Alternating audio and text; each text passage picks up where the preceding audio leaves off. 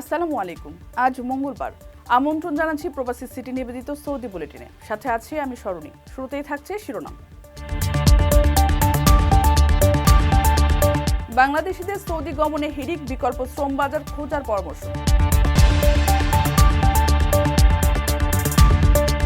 সৌদিতে বিদেশি ওমরা যাত্রীদের ভিড়, বেড়েছে অভ্যন্তরীণ যাত্রীর সংখ্যাও। মাত্র এক সপ্তাহে 6টি বড় বিমান দুর্ঘটনা, প্রবাসীদের মধ্যে আতঙ্ক। জিনেরা ছিনিয়ে নিয়েছে নবজাতক সন্তান, অভিযোগ সৌদি প্রবাসীর স্ত্রী। দর্শক দেখছেন শিরোনাম, এবারে বিস্তারিত। প্রবাসীদের বিনিয়োগের শতভাগ নির্ভরযোগ্য প্রতিষ্ঠান প্রবাসীর সিটি লিমিটেড। এখানে বিনিয়োগ করে হালাল মুনাফা অর্জন করুন।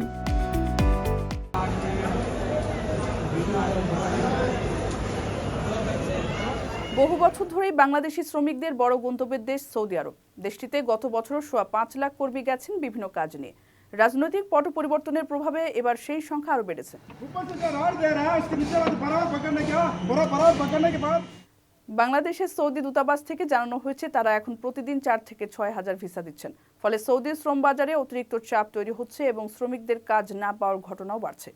অভিবাসন বিশ্লেষক ও ব্যবসায়ীরা বলছেন, সৌদি হয়তো সবসময় একই রকম চাহিদায় লোক নেবে না।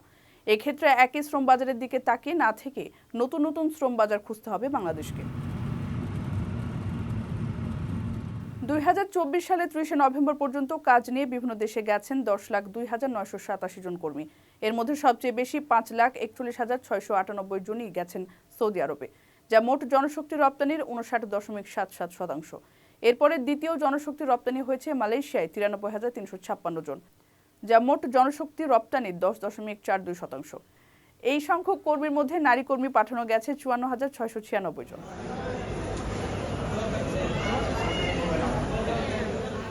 মাসের হিসেবে এবছর জানুয়ারি মাসে বিভিন্ন দেশে কর্মী গেছে 87,852 জন, ফেব্রুয়ারিতে 74,306 জন, মার্চে 74,679 জন, এপ্রিলে 85,400 জন, মেতে 1,31,696 জন, জুনে 55,045 জন, জুলাইয়ে 71,441 জন, আগস্টে 53,462 জন, সেপ্টেম্বরে 64,677 জন, অক্টোবরে 1,04,810 জন, আর নভেম্বরে গেছে 1,02,987 জন।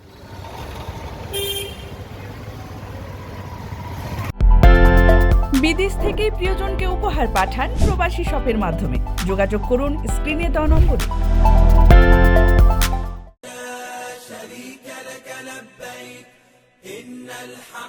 চলতি 2024 সালের জুলাই থেকে সেপ্টেম্বর পর্যন্ত 3 মাসের রেকর্ড 62,54,751 জন যাত্রী ওমরা পালন করতে সৌদি আরবে গেছেন।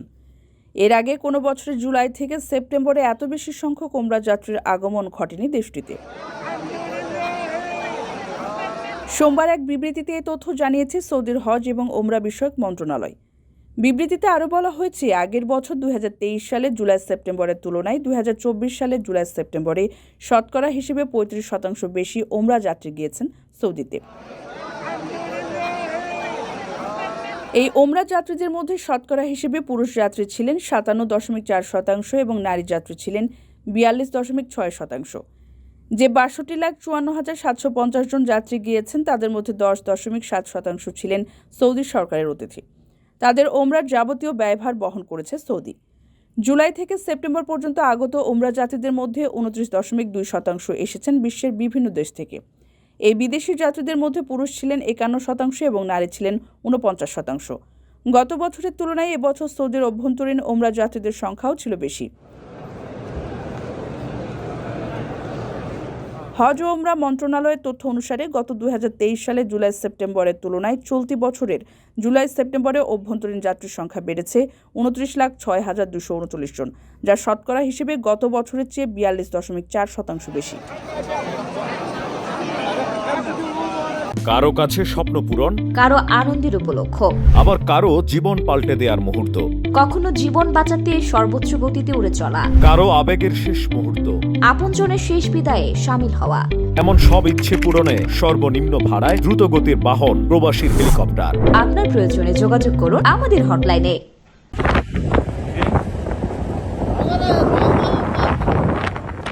বছরের সবচেয়ে ভয়াবহ বিমান দুর্ঘটনা ঘটে রোববার। এই দুর্ঘটনায় 179 জন নিহত হয়। একই দিন আমিরাতে একটি ছোট বিমান সমুদ্রে পড়ে পাইলট সহ 2 জন নিহত হন। এসব ঘটনার মধ্যেই শুরু হয়েছে নতুন বছরের কাউন্টডাউন। বিদায় নিচ্ছে 2024। বছরটি শেষ হলেও বিভিন্ন ঘটনার কারণে ইতিহাসের পাতায় স্মৃতি হয়ে থাকবে। কারণ এ বছরে বিশ্বের বিভিন্ন প্রান্তে উল্লেখযোগ্য একাধিক বিমান দুর্ঘটনা ঘটেছে। ডিসেম্বরের আগ পর্যন্ত ব্রাজিলের 11 আগস্টের ঘটনা ছিল সবচেয়ে ভয়াবহ। ব্রাজিলের সাও পাওলোর ভিনহেদো শহরে ভোপাস বিমান সংস্থার একটি বিমান বিধ্বস্ত হয়। এতে বিমানটিতে থাকা 62 জন আরোহী নিহত হন।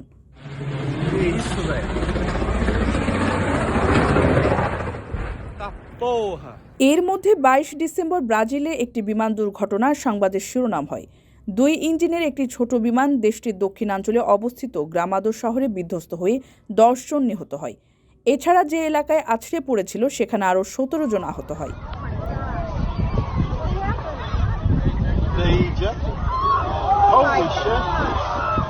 25 ডিসেম্বর আজারবাইজান এয়ারলাইন্সের একটি বিমান বিধ্বস্ত হয়, যার দায়ভার দেওয়া হচ্ছে রাশিয়াকে। বিমান সংস্থাটি বাকু থেকে রাশিয়ার গ্রোজনিতে সরাসরি ফ্লাইট পরিচালনা করে। কাজাখস্তানের আক্তার শহরে এটি বিধ্বস্ত হয়।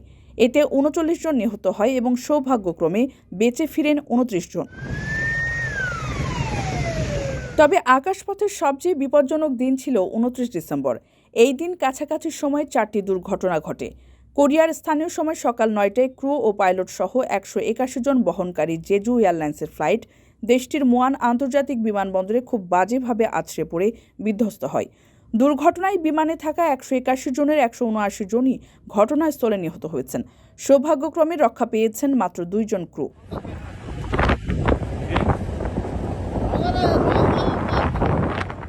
একই দিনে নরওয়ে থেকে নেদারল্যান্ডসের উদ্দেশ্যে যাত্রা করে রয়্যাল ডাচ এয়ারলাইন্সের একটি যাত্রীবাহী বিমান।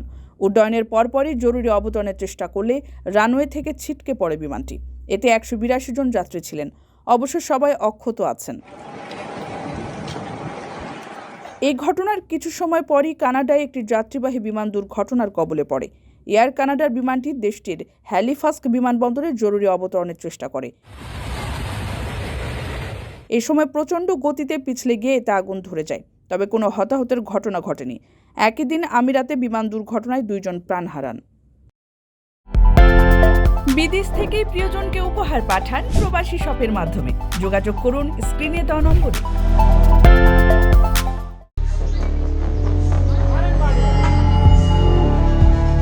ঘরের মধ্যে 2টি সাপ মারার ঘটনা জীবনে কাল হয়ে এসেছে বলে জানাচ্ছেন এক প্রবাসীর স্ত্রী।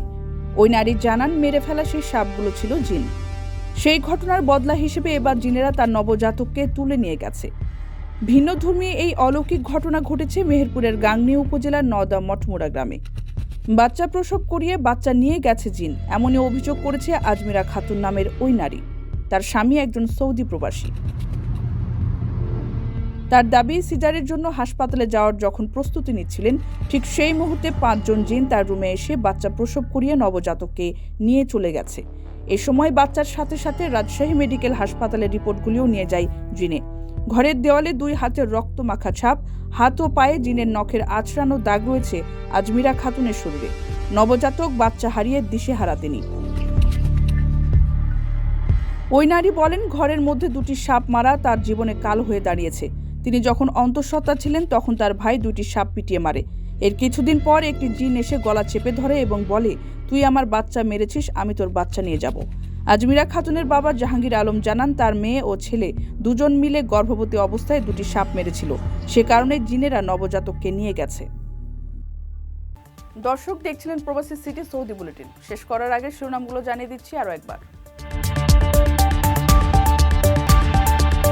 বাংলাদেশিদের সৌদি গমনে হিড়িক, বিকল্প শ্রম বাজার খোঁজার পরামর্শ।